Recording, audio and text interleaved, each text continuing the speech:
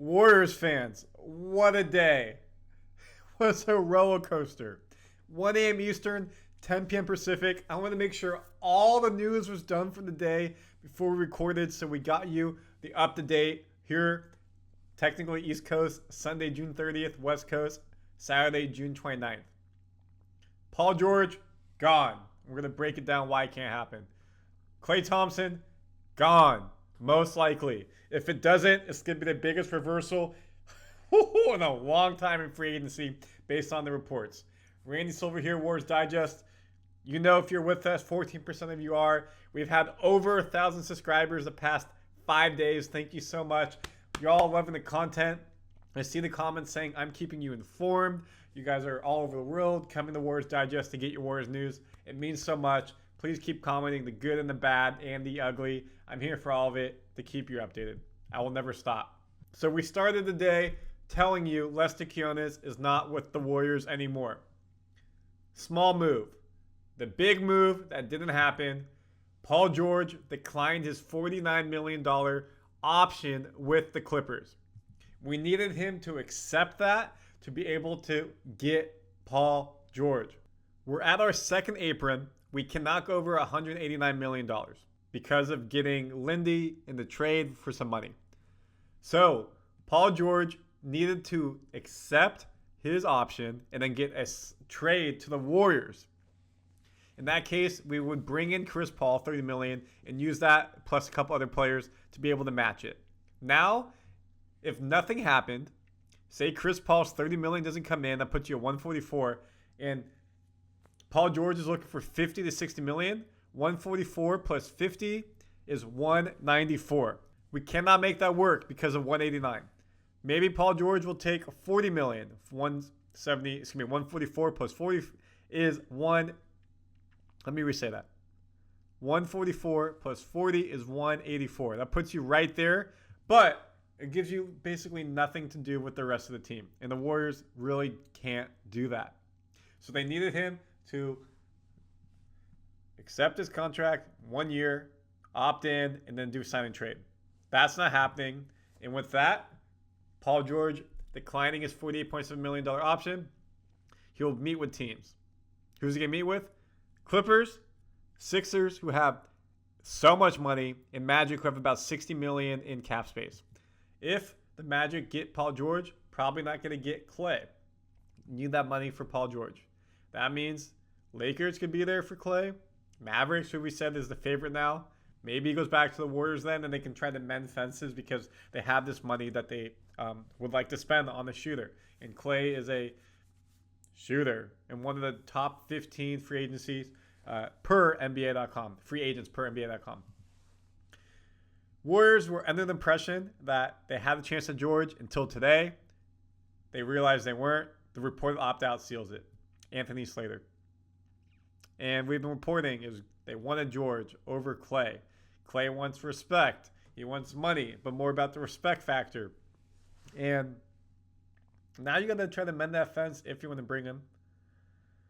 It's tough. And you can tell, like, it's been a long day. I've been doing a lot of research. I'm a little tired here, folks, but we're keeping you updated. The Warriors aggressively pursued George in recent days, but were not willing to meet the hefty asking price for Clippers in the potential opt-out scenario. Now George is a free agent. Mikal Bridges was traded for 4 first rounds plus players. Dejounte Murray was traded for multiple first rounds and players. Expect that's what the Clippers wanted. Multiple first rounds and players, and just too steep. Maybe they were saying, hey, Kuminga has to be in there, and Warriors don't want to do it. So Klay Thompson looks like he's going to leave for the Warriors. After all this, we may not get Klay because we prioritize, apparently, George. Golden State Warriors are preparing to lose Klay Thompson in free agency. The Lakers, Clippers, and Mavericks could pursue the Warren veteran. Now, that'd be crazy if we were supposed to get George and Clippers get George and Klay. I don't think they have the cap space for that. So really, if the Clippers lose George, then that means Klay would be the one going to LA. Clippers. And then the Lakers, LeBron opted out of his deal and is willing potentially, per reports, to take less money. So Lakers have their mid-level tax exception to be able to get a player like Klay. Thompson Warriors have had no communication for the past 2 weeks, no offers on the table, which is really surprising. You expect something to Klay Thompson, someone who has been a 4-time champion with you. You drafted out of college, lifelong Warrior. So surprising there's not even anything on the table. Sources previously told insider Mark Stein that tensions had increased in negotiations between the Warriors and Thompson because the team had prioritized pursuing trade targets like Clippers star Paul George over re-signing Thompson. And I can understand, again, respect factor there. If Thompson were to go to LA, he could join Anthony Davis or LeBron. Or he could join Kawhi with the Clippers. Mavericks, they traded away Tim Hardaway Jr. They have a space now. They got to make it work. So he has options. And I think first for Klay, what's going to happen is the Paul George domino. If Klay is not looking to come back to the Warriors, the team's interested: Dallas, Philly, Mavericks. Mavericks can't get Paul George, don't have the cap. Magic could, Philly could. So I think Klay is the B to Paul George's A side in free agency. So wherever Paul George ends up going, expect Klay to go to the team that didn't get Paul George, unless he decides to come back to the Warriors. LeBron James, as I said, is interested in getting Klay Thompson. How would that work? James will be willing to work with the Lakers on signing a deal below the maximum 3-year, $162 million he is eligible for to open up the full $13 million mid-level exception to sign an impact player. Could be James Harden, Klay Thompson, or Jonas Valanciunas to play with Anthony Davis. LeBron James is a billionaire. Let me phrase that. He's made over $1 billion in his career. And that's just playing, not everything else. He can take less money to win one more championship in his career. He doesn't need the money. These players take all that money because it's a sign of respect, and I've earned it, I deserve it, whatever. But like, dude, you're going into year 20, 19, I forget what it is. You are one of the best players of all time, top 5 easy, all-time leading scorer. You got the championships. Can you get your 5th? You got 1 with Cleveland, 2 with Miami, 1 with the Lakers in the bubble. You got a couple years left. You got Brown on your team. Can you get your 5th? Take less money and make your team better. Of course, that hurts the Warriors. I'm just saying in general, if the Brown was on the Warriors, same thing. Take less money, make your team better. Who could do that? Klay Thompson. He made so much money with the Warriors. He makes it off the NBA. Yes, I understand respect factor and thing, but if you think the Warriors have a chance to win, take less money and try to make the team better, getting better players around you, and you make that money up winning a ring. And these teams, these people right here have won 4 rings together.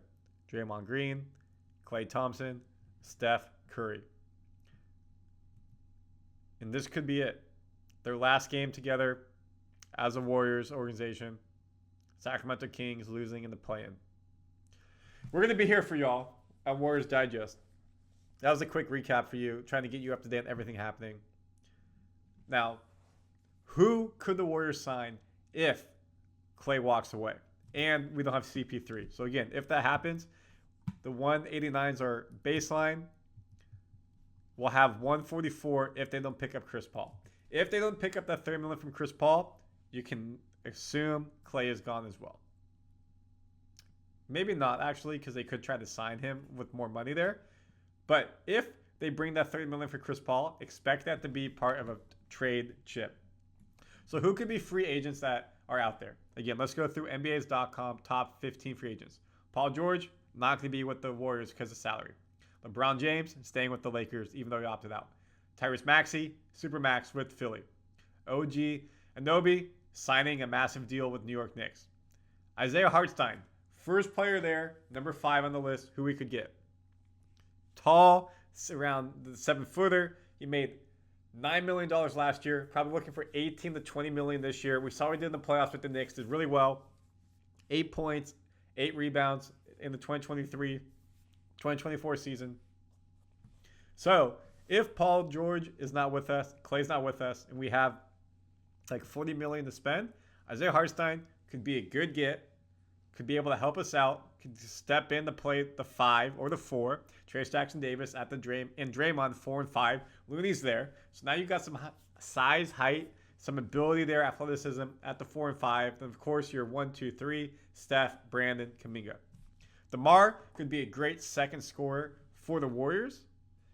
I've been saying that all offseason. Yes, he's a bit older, but he averaged 24 points per game this past season on the Bulls. And he won't have to do as much carrying a team like he did with the Bulls, but he proved he can do it again and again. And to be able to be a reliable scorer next to Steph. Clippers, James Harden. I don't want him, honestly.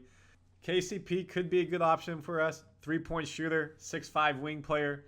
But we kind of just got that in Lindy, so maybe not. He's a younger, but KCP is more proven.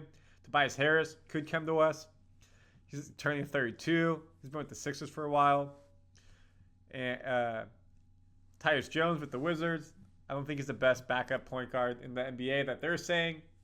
I don't think we need him. We have enough players already. Quickly, staying with the Raptors. Jonas Valanciunas would be great in the paint for us. Big man, be able to get block shots, protect the rim, all that goes into it.